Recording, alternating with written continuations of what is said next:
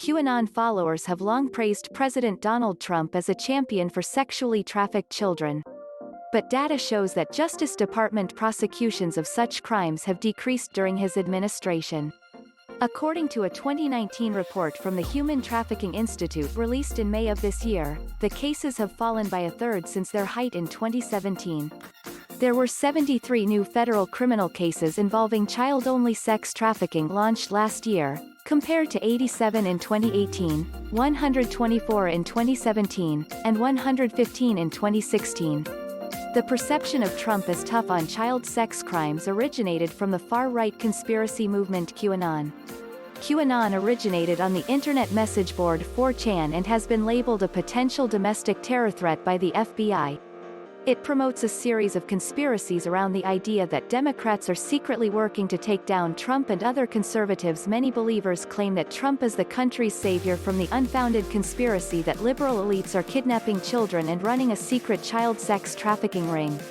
The conspiracy is untrue on a surface level, and the Human Trafficking Institute's analysis of the data shows there have actually been fewer child sex trafficking prosecutions from the federal government since Trump took office.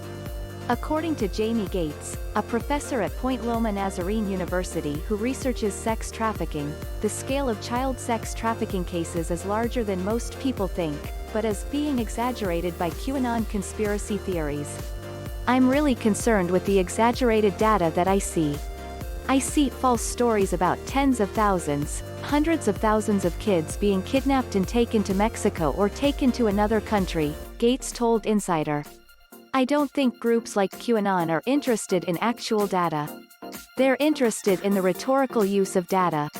Erin Albright, a law enforcement consultant who works with human trafficking task forces, told Insider it's unlikely that the rate of sex trafficking has actually changed, even though the number of federal prosecutions has decreased.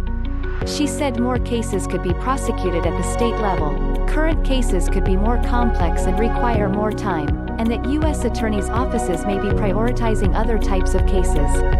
Albright added that the federal government dialing back on protections for vulnerable populations, including undocumented immigrants and the LGBTQ community, could mean that support for trafficking survivors is harder to come by, and fewer victims are coming forward. Demonstrators in Keene, New Hampshire, gather at a Save the Children rally.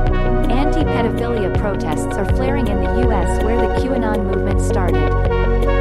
PREZIOSO AFP via Getty ImagesUltimately, data on sex trafficking is hard to establish, since every organization tracks the issue differently.